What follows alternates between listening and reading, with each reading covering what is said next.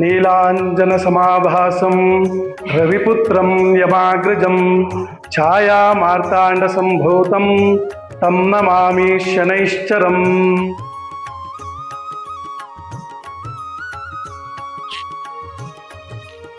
ಪ್ರೀತಿಯ ವೀಕ್ಷಕರೇ, ಒಂದು ಮಹಾನ್ ಶಕ್ತಿಯುತವಾಗಿರತಕ್ಕಂಥ ದೇವಾಲಯಕ್ಕೆ ಬಂದಿದ್ದೇನೆ.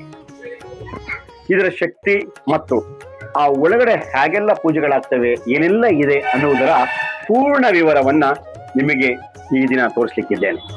ಹಾಗಾದ್ರೆ ಒಳಗಡೆ ಹೋಗ್ಬಾರ್ದಲ್ವೇ? ಬನ್ನಿ.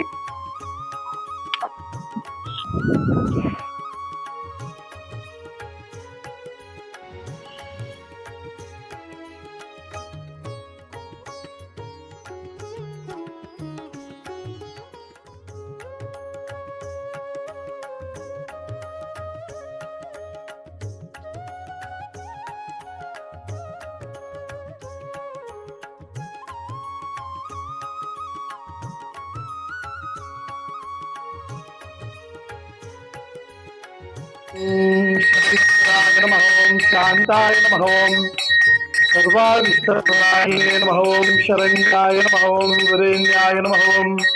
ಎಲ್ಲರಿಗೂ ನಮಸ್ಕಾರ. ಶ್ರೀ ಚಿಕ್ಕಮದುರೆ ಕ್ಷೇತ್ರ ಶ್ರೀ ಶನೇಶ್ವರ ಸ್ವಾಮಿ ದೇವಸ್ಥಾನ ಮೂಲ ಪುರುಷರು ಇದಕ್ಕೆ ಉದ್ಭವ ಆಗಿರೋದು ಮತ್ತು ದೇವರು ಕಾಣಿಸ್ಕೊಂಡಿದ್ದು ಮೂಲ ಪುರುಷರು ಬಂದು ಗಂಗಾ ಹನುಮಯ್ಯ ಅನ್ನೋ ಒಬ್ಬ ಬಡ ರೈತನಿಗೆ ಸ್ವಾಮಿ ಮೊದಲು ಸರ್ಪದ ರೂಪದಲ್ಲಿ ಕಾಣಿಸ್ಕೊಳ್ತಾರೆ. ಅವ್ರಿಗೆ ಗೊತ್ತಾಗೋದಿಲ್ಲ ಏನಾಗ್ತಾ ಇದೆ ಏನು ಅಂತ. ಕೊನೆಗೆ ಒಂದು ದಿವಸ ಏನಾಗ್ತದೆ, ಸ್ವಾಮಿ ಬಾಲಕನ ರೂಪದಲ್ಲಿ ಕಾಣಿಸ್ಕೊಂತಾರೆ. ಅವ್ರಿಗೆ ಬಾಲಕ ರೂಪದಲ್ಲಿ ಕಾಣಿಸ್ಕೊಂಡು ಪೂರ್ವ ಜನ್ಮದ ಪುಣ್ಯದಿಂದ ನೀನು ಈ ಜನ್ಮದಲ್ಲಿ ಮನುಷ್ಯ ಆಗಿದೆಯಾ, ನನ್ನ ಸೇವೆ ಮಾಡಬೇಕು ನೀನು ಅಂತ ಹೇಳಿ ಸ್ವಾಮಿ ಅವರ ಒಂದು ಕಪ್ಪು ಶಿಲೆಯಲ್ಲಿ ಉದ್ಭವ ಆಗ್ತದೆ. ಇದು ಕೆಳಗಡೆ ಇರುವ ಕಪ್ಪು ಶಿಲೆಯಲ್ಲಿ ಸ್ವಾಮಿ ಉದ್ಭವ ಆಗಿರೋದು, ಅದಕ್ಕೆ ಆಕಾರ ಇಲ್ಲ ಅಂತ ಮೇಲೆ ಪ್ರತಿಷ್ಠಾಪನೆ ಮಾಡಿರೋದು. ಸೊ ಸ್ವಾಮಿಗೆ ಅವರು ಕೇಳ್ಕೊಂತಾರೆ, ನಾನು ಓದು ಬರಹ ಗೊತ್ತಿಲ್ಲ, ಏನೂ ಗೊತ್ತಿಲ್ಲ, ಒಬ್ಬ ಬಡ ರೈತ, ನಾನು ಹೇಗೆ ಮಾಡಲಿ ನಿಮಗೆ ಪೂಜೆ ಅಂತೆಲ್ಲ ಕೇಳಿದಾಗ ಸ್ವಾಮಿ ಹೇಳ್ತಾರೆ, ನಂಬಿದವ್ರಿಗೆ ಇದೀನಿ ಅಂತ ಹೇಳು, ನಂಬಿದೇ ಇರೋರಿಗೆ ಇಲ್ಲ ಅಂತ ಹೇಳಿ ಪೂಜೆ ಮಾಡು ಸಾಕು, ಇನ್ನೇನು ಮಾಡೋದು ಬೇಡ ಅಂತ. ಅವತ್ತಿನಿಂದ ಇವತ್ತಿನವರೆಗೂ ಸಹ ಈ ದೇವಸ್ಥಾನದಲ್ಲಿ ಸ್ವಾಮಿಗೆ ಪೂಜೆ, ಅಲಂಕಾರ, ಅಭಿಷೇಕ ಅಷ್ಟೇ. ಶಾಸ್ತ್ರ ಹೇಳೋದು, ಯಂತ್ರ ಹಾಕೋದು, ಮಂತ್ರ ಅದು ಇದು ಮತ್ತೊಂದು ಮಗದೊಂದು ಯಾವುದೂ ಸಹ ಇಲ್ಲ ಇಲ್ಲಿ ಈ ದೇವಸ್ಥಾನದಲ್ಲಿ. ನಂಬಿದವರಿಗೆ ಸ್ವಾಮಿ ಅವರಿಗೆ ಸಾಧ್ಯವಾದಷ್ಟು ಕೊಟ್ಬಿಟ್ಟಿದ್ದಾರೆ ಇಲ್ಲಿ. ಅಂತ ಸುಮಾರು ಜನ ಭಕ್ತಾದಿಗಳು ಈಗ ಬರ್ತಾ ಇದ್ದಾರೆ, ಹೋಗ್ತಾ ಇದ್ದಾರೆ. ಗಂಗಾ ಹನುಮಯ್ಯನವರಿಗೆ ಸ್ವಾಮಿ ಬಾಲಕನ ರೂಪದಲ್ಲಿ ಇದ್ದಾಗ ಕೇಳ್ತಾರೆ ಗಂಗಾ ಹನುಮಯ್ಯನವರು, ನಾನು ಓದು ಬರಹ ಕಲ್ತಿಲ್ಲ, ನಾನು ಏನು ಮಾಡಬೇಕು, ಬಂದವ್ರಿಗೆ ಹೆಂಗೆ ಹೇಳಬೇಕು ಅಂದಾಗ ಸ್ವಾಮಿನೇ ಅವ್ರಿಗೆ ಹೇಳ್ತಾರೆ, ನಂಬಿದವ್ರಿಗೆ ಇದೀನಿ ಅಂತ ಹೇಳಿ ಕಳಿಸು, ಇಲ್ಲದೆ ಇರೋರ್ಗೆ ಇಲ್ಲ ಅಂತ ಹೇಳು, ಇದನ್ನು ಬಿಟ್ಟರೆ ಇನ್ನೇನು ಮಾಡಬೇಡ ನೀನು ಅಂತ ಹೇಳ್ತಾರೆ. ಅವತ್ತಿನಿಂದ ದೇವಸ್ಥಾನ ಪ್ರಾರಂಭ ಆದಾಗಿನಿಂದ ಇವತ್ತಿನವರೆಗೂ ಸಹ ಅದೊಂದೇ ಇಲ್ಲಿ ನೆರವೇರ್ತಾ ಇರ್ತಕ್ಕಂಥದ್ದು. ಆಮೇಲೆ ಇಲ್ಲಿ ಹರಕೆ ಮಾಡ್ಕೊಬೋದು, ಅದೊಂದು ಮಾತ್ರ ಇದಿದೆ. ಅವ್ರ ಮನ್ಸಿಗೆ ಬಂದಿದ್ದು ಏನಾದರೂ ಸರಿ ಹರಕೆ ಮಾಡ್ಕೊಬೇಕು, ಹರಕೆ ತೀರಿಸ್ಬೇಕು ಅವ್ರ ಕೆಲಸಗಳೆಲ್ಲ ಆದಮೇಲೆ. ಓ ವಿ ರಾಮಯ್ಯ ಅವರು ಈ ಕರ್ನಾಟಕ ರಾಜ್ಯ ಇದ್ದಾಗ ಇರಲಿಲ್ಲ, ಮೈಸೂರು ರಾಜ್ಯ ಇದ್ದಾಗ, ಆಗ ಅಮಲ್ದಾರರಾಗಿರ್ತಕ್ಕಂಥ ಓ ವಿ ರಾಮಯ್ಯನವರು ಅಲ್ಲಿ ಹೋಗು ಅಂತೇಳಿ ಸ್ವಾಮಿನೇ ಡೈರೆಕ್ಷನ್ಸ್ ಕೊಡ್ತಾರೆ ಗಂಗಾ ಹನುಮಯ್ಯನವ್ರಿಗೆ. ಅವ್ರು ಹೋಗಿ ಕೇಳಿದಾಗ ಓ ವಿ ರಾಮಯ್ಯನವರು ಬೈದು ಕಳಿಸ್ಬಿಡ್ತಾರೆ ಅವ್ರಿಗೆ, ನೀನು ನೋಡಿದ್ರೆ ಹಿಂಗಿದೆಯಾ, ನಿನ್ಗೆ ಯಾವ ದೇವ್ರು ಬರ್ತದೆ ಹೋಗು ಅಂತೇಳಿ. ಆಗ ಮತ್ತೆ ಗಂಗಾ ಹನುಮಯ್ಯನವರಿಗೆ ಸ್ವಾಮಿ ಕನಸಿನಲ್ಲಿ ರೂಪದಲ್ಲಿ ಹೋಗಿ ಕನಸಿನಲ್ಲಿ ಅವ್ರಿಗೆ ಕಪಾಲು ಕೊಡ್ದಂಗಾಗಿ ಆಗ ಅವರು ಬರ್ತಾರೆ ಇಲ್ಲಿಗೆ. ಏನಪ್ಪ ಗಂಗನ್ಮಯ್ಯ, ಏನಿದು ನಿಂದು, ನನಗೆ ಸ್ವಾಮಿ ಕನಸಲ್ಲಿ ಬಂದು ಹೇಳ್ತಾ ಇದ್ದಾನೆ, ಏನು ಕತೆ ಹೇಳಪ್ಪ ಅಂತ ಹೇಳಿದಾಗ ಗಂಗನ್ಮಯ್ಯನವ್ರು ಎಲ್ಲ ಕಥೆನೂ ಹೇಳ್ತಾರೆ. ಎಲ್ಲ ಕಥೆನೂ ಹೇಳಿದ್ಮೇಲೆ ಓ ವಿ ರಾಮಯ್ಯನವರು ಆಯ್ತಪ್ಪ ಏನು ಮಾಡ್ಬೇಕೀಗ ಅಂತ ಹೇಳಿದಾಗ, ಈ ಕಪ್ಪು ಶಿಲೆಯಲ್ಲಿ ಸ್ವಾಮಿ ಇದ್ದಾನೆ, ಇದನ್ನು ನಾನು ಪೂಜಿಸ್ಬೇಕು, ಅದಕ್ಕೋಸ್ಕರ ಇಲ್ಲಿ ಜಾಗ ಗುರುತು ಮಾಡಿಕೊಡ್ತಾರೆ ಸ್ವಾಮಿನೇ ಅವ್ರಿಗೆ. ಈ ಕಪ್ಪು ಶಿಲೆಯಲ್ಲಿ ಇಲ್ಲಿಂದ ಒಂದು 100 ಮೀಟ್ರ್ 150 ಮೀಟ್ರ್ ಹಿಂದೆ ಇರುತ್ತೆ ಅದು. ಇಲ್ಲಿ ದೇವಸ್ಥಾನದ ಮುಂಭಾಗದಲ್ಲಿ ಕೆರೆ ಇದೆ, ಕೆರೆಯಲ್ಲಿ ಪಕ್ಕದಲ್ಲಿ ಗದ್ದೆ ಇದೆ. ಆ ಗದ್ದೆಯಲ್ಲಿ ಬಂದಂತಹ ಹುಲ್ಲನ್ನು ಒಡೆದು ಭತ್ತ ಮಾಡ್ತಿದ್ದಂಥ ಕಲ್ಲಿದು. ಸ್ವಾಮಿ ಇದರಲ್ಲಿ ಇದ್ದೀನಿ ಅಂತ ಅವ್ರಿಗೆ ಹೇಳಿರ್ತಾರೆ ಗಂಗನ್ಮಯ್ಯನವ್ರಿಗೆ. ಸೊ ಗಂಗಾ ಹನುಮಯ್ಯನವರು ಅಲ್ಲಿಂದ ಬಂದು ವಾಪಸ್ ಇಲ್ಲೆಲ್ಲ ನೋಡಿದಾಗ ಅಕ್ಕಪಕ್ಕ ಹಳ್ಳಿಯವರೆಲ್ಲ ಸ್ವಲ್ಪ ತಿಳುವಳಿಕೆ ಇರೋರೆಲ್ಲ ಏನು ಹೇಳ್ತಾರೆ, ಅವ್ನಿಗೇನು ಗೊತ್ತಾಗಲ್ಲ, ಯಾರಾದರೂ ಒಂದು 6 ಜನ ಬ್ರಾಹ್ಮಣರನ್ನು ಕರೆಸಿ 4-6 ಜನ ಅವ್ರ ಕೈಲಿ ಪೂಜೆ ಮಾಡಿಸಿ ಅಂತ ಹೇಳ್ತಾರೆ. ಆಯಿತು ಅಂತ ಓ ವಿ ರಾಮಯ್ಯನವ್ರು ಒಪ್ಕೊಂಡು ಬ್ರಾಹ್ಮಣರನ್ನು ಕರೆಸಿ ಇಲ್ಲಿ ಪೂಜೆ ಮಾಡಿಸ್ತಾರೆ ಅವ್ರ ಕೈಲಿ, ಮಂತ್ರ ಕಲ್ತಿರೋರು. ಅವಾಗ ಏನು ಹೇಳ್ತಾರೆ ಗಂಗಾನ್ಮಯ್ಯನವರು, ಇದನ್ನ ಎಲ್ಲಿ ಪೂಜೆ ಮಾಡಬೇಕು ಅಂದಾಗ ಓದು ಬರ ಗೊತ್ತಿಲ್ಲದೆ ಇರೋ ಗಂಗಾನ್ಮಯ್ಯ ಬಂದು ಇಲ್ಲಿ ಬರೆದು ತೋರಿಸ್ತಾರೆ. ಸ್ವಾಮಿ ಅವ್ರ ಕೈಯಲ್ಲಿ ಬರ್ಸಿಸ್ತಾರೆ, ನಾನು ಶನಿ ಮಹಾತ್ಮ, ನನ್ನನ್ನು ಇಲ್ಲಿಟ್ಟು ಪೂಜೆ ಮಾಡಬೇಕು ಅಂತ ಹೇಳಿ. ಆಗ ಅಲ್ಲಿಂದ ತರಬೇಕಾದ್ರೆ ಶಾಸ್ತ್ರೋತ್ಸವ ತರಬೇಕು ಅಂತ ಬ್ರಾಹ್ಮಣರ ಕೈಲೇ ಎತ್ತಿಸ್ಕೊಂಬರ್ಬೇಕು ಅಂತ ವ್ಯವಸ್ಥೆ ಮಾಡ್ತಾರೆ. 6 ಜನನೂ ಸಹ 1 ಇಂಚು ಅಲ್ಲಾಡ್ಸೋಕ್ಕಾಗೋದಿಲ್ಲ ಅದನ್ನು. ಆಗ ಓ ವಿ ರಾಮಯ್ಯನವ್ರಿಗೆ ಅರ್ಥ ಆಗ್ತದೆ, ಇದರಲ್ಲಿ ಏನೋ ಶಕ್ತಿ ಇದೆ. ಆಗ ಗಂಗಾನ್ಮಯ್ಯ ನೀನೇ ಎತ್ಕೊಂಬಂದ್ಬಿಡಪ್ಪ ಅದೇನು ಅಂತ ಅಂದಾಗ 6 ಜನ ಎತ್ತಕ್ಕಾಗದೇ ಇರೋ ಶಿಲೆನ ಗಂಗಾನ್ಮಯ್ಯ ಒಬ್ಬರೇ ತಗೊಂಬಂದಿಲ್ಲಿ ಇಡ್ತಾರೆ. ಅದಾದ್ಮೇಲೆ ವಿಧಿವಿಧಾನಗಳ ಪ್ರಕಾರ ಅದು ಪೂಜೆ ನೆರವೇರ್ತದೆ. ಅಂದಾಗ ಸ್ವಾಮಿಗೆ ಆಕಾರ ಇಲ್ಲ ಅಂತ ಹೇಳಿ ಮೇಲ್ಗಡೆ ಒಂದು ಪ್ರತಿಷ್ಠಾಪನೆ ಮಾಡ್ತಾರೆ ಕೃಷ್ಣ ಶಿಲೆಯಲ್ಲಿ. ಅದಕ್ಕೆ ದಿವಸ ಇದಿರುತ್ತದೆ, ಅಲಂಕಾರ ಇರ್ತದೆ, ಕಾಣಿಸೋದಿಲ್ಲ. ಅಭಿಷೇಕ ಎಲ್ಲ ಅದಕ್ಕೆ ಮಾಡೋದು. ಬಾಲಕನ ರೂಪದಲ್ಲಿರೋದ್ರಿಂದ ಸ್ವಾಮಿ ಇಲ್ಲಿ ಮೀಸೆ ಅದೆಲ್ಲ ಏನೂ ಕಾಣಿಸೋದಿಲ್ಲ. ಸೊ ಶನಿವಾರ, ಭಾನುವಾರ, ಸೋಮವಾರ, ಅಮಾವಾಸ್ಯೆ, ಪೌರ್ಣಮಿ ಖಂಡಿತವಾಗಿಯೂ ಅಭಿಷೇಕ ಇರ್ತದೆ. ಯಾರು ಮಾಡಿಸ್ತೇ ಇರಲಿ ಅಭಿಷೇಕ ಆಗ್ತದೆ ಅವತ್ತಿನ ದಿವಸ. ಮೂಲ ದೇವರಿಗೆ ಅಭಿಷೇಕ.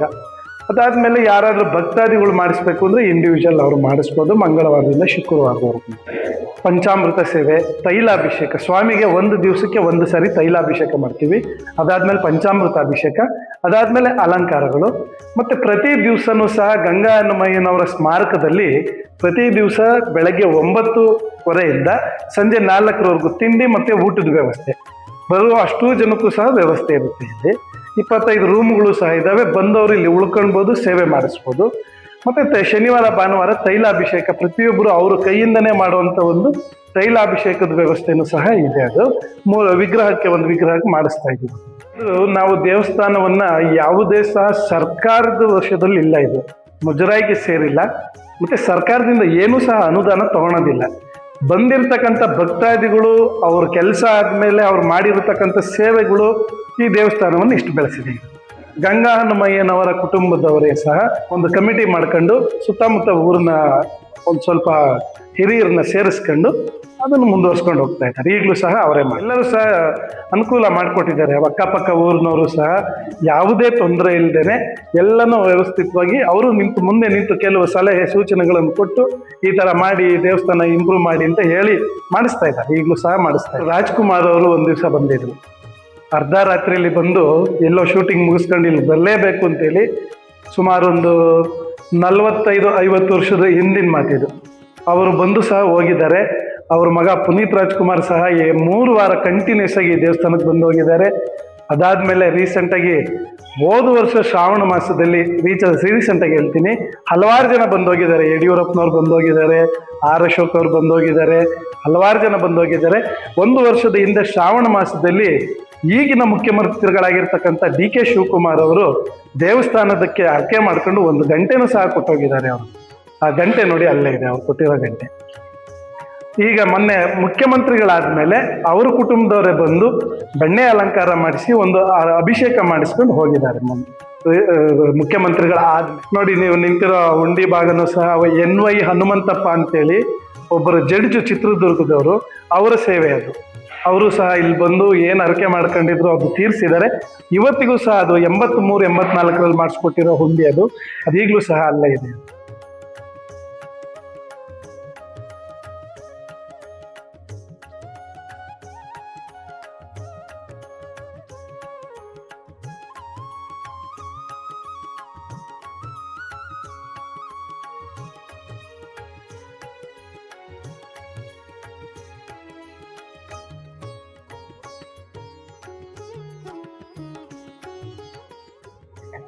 ಪ್ರೀತಿಯ ಸ್ನೇಹಿತರೆ, ನಿಮಗೆ ಪ್ರತಿ ಸಾರಿ ಐತಿಹಾಸಿಕ ದೇವಾಲಯಗಳು ಶತಶತಮಾನಗಳ ಹಿಂದೆ ಗತಕಾಲವನ್ನ ಸಾರಿ ಹೇಳಿದ ಕರುನಾಡಿನ ಕಥೆಯ ಪೂರ್ಣತೆಯನ್ನು ತಮ್ಮ ಮುಂದೆ ಕೊಟ್ಟಿದ್ದೀನಿ.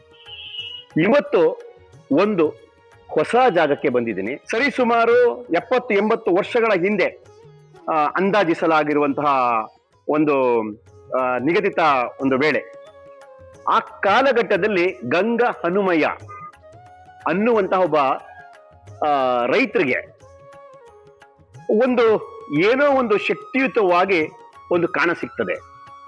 ಮುಂದದು ಬೃಹದಾಕಾರವಾಗಿ ಅಗಾಧವಾದ ಭಕ್ತ ಸಮೂಹವನ್ನ ಇತ್ತ ಕರೆಯುವಂತೆ ಮಾಡುವಂತಹ ಒಂದು ದೇವಾಲಯ ನಿರ್ಮಾಣ ಆಗತ್ತೆ. ಅದು ಇರ್ತಕ್ಕಂಥದ್ದು ಬೆಂಗಳೂರಿನಿಂದ ಕೇವಲ 35-40 ಕಿಲೋಮೀಟರ್ ಅಣತಿ ದೂರದ ಚಿಕ್ಕ ಮಧುರೆ ಅನ್ನುವಂತಹ ನೆಲಮಂಗಲದಿಂದ 15 ಕಿಲೋಮೀಟರ್ ದೂರ, ದೊಡ್ಡಬಳ್ಳಾಪುರದಿಂದ ಒಂದು 20 ಕಿಲೋಮೀಟರ್ ದೂರದಲ್ಲೇ ಇರ್ತಕ್ಕಂಥ ದೇವಾಲಯ ಎಲ್ಲರನ್ನೂ ಕೈ ಬೀಸಿ ಕರೀತಿದೆ. ಅದರ ಹೆಸರು ಶನಿ ಮಹಾತ್ಮ ದೇವಾಲಯವನ್ನ ಇಲ್ಲಿ ನಿರ್ಮಾಣ ಆಗಿದೆ.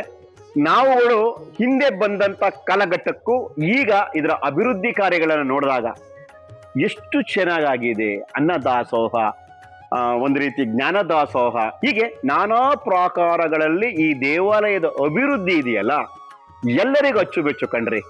ನನಗಂತೂ ಅಚ್ಚುಮೆಚ್ಚು ಕಣ್ಣು. ಅವಾಗ ಬರ್ತಾನೆ ಇರ್ತೀನಿ. ನೀವು ಒಂದ್ಸರಿ ಬನ್ನಿ. ಯಾಕೆ ಗೊತ್ತಾ, ಒಂದು ಸ್ಥಳ ಶಕ್ತಿಪೀಠವಾಗಿ ಶಕ್ತಿಯುತವಾಗಿರ್ತಕ್ಕಂಥ ಸ್ಥಳ ಆಗಬೇಕು ಅಂತ ಅಂದ್ರೆ ಅಲ್ಲಿ ಏನೋ ಒಂದು ಶಕ್ತಿ ಅಡಗಿರ್ಬೇಕು. ದೈವ ನಿಯಮವೂ ಹಾಗೇ ಆಗಿರ್ತದೆ. ಅಂತಹ ದೈವ ನಿಯಮದ ಮುಖೇನ ಈ ಒಂದು ದೇವಾಲಯ ಇಷ್ಟು ದೊಡ್ಡ ಮಟ್ಟಕ್ಕೆ ಬೆಳೆದು, ಅದರಲ್ಲೂ ಶನಿವಾರ, ಭಾನುವಾರ, ಸೋಮವಾರ, ಹಾಗೆಯೇ ಹುಣ್ಣಿಮೆ ಅಮಾವಾಸ್ಯೆಗಳ ದಿನಕಾಲದಲ್ಲಿ ಇಲ್ಲಿ ಜನಜಾತ್ರೆ ಇದೆಯಲ್ಲ, ಅಯ್ಯೋ ಅದು ಹೇಳತಿರೋದು. ನೋಡ್ಬೇಕು ನೀವು ಒಂದ್ಸರಿ ಬನ್ನಿ. ಬಹಳ ಶಕ್ತಿಯುತವಾಗಿರ್ತಕ್ಕಂಥ ಈ ದೇವಾಲಯವನ್ನ ಒಂದೊಮ್ಮೆ ಭೇಟಿ ಕೊಡಿ. ನಾನಂತೂ ಇಂತಹ ಶಕ್ತಿಪೀಠ ಅಥವಾ ಶಕ್ತಿ ಇರ್ತಕ್ಕಂಥ ದೇವಾಲಯ ಪ್ರತಿ ಸಾರಿ ಭೇಟಿ ಕೊಟ್ಟಾಗ ನಾನು ನಿಮ್ಮ ಮುಂದೆ ಬಂದು ಮಾತನಾಡ್ತೇನೆ. ಇವತ್ತು ಕೂಡ ಸ್ವಾಮಿ ನಂತರ ಮಾತಾಡ್ತಾ ಇದ್ದೀನಿ. ನೀವು ಒಂದ್ಸರಿ ಬರ್ತಿರಲ್ವಾ? ಚಿಕ್ಕ ಮಧುರೈ ಎಲ್ಲಿಂದ? ನೆಲಮಂಗಲದ ಆಸುಪಾಸಿನ 15 ಕಿಲೋಮೀಟರ್ ದೂರದಲ್ಲೇ ಇರ್ತಕ್ಕಂಥದ್ದು. ಬಹಳ ಸುಂದರವಾಗಿರ್ತಕ್ಕಂಥ, ಸುತ್ತಲೂ ಇರ್ತಕ್ಕಂಥ ರಮ್ಯ ಪರಿಸರದ ಮಧ್ಯದಲ್ಲಿ ಆರಂಭವಾಗಿರ್ತಕ್ಕಂಥ ಈ ದೇವಾಲಯ ನಿಮ್ಮೆಲ್ಲರನ್ನ ಭಕ್ತಾದಿಗಳನ್ನ ಕೈ ಬೀಸಿ ಕರೀತಾ ಇದೆ.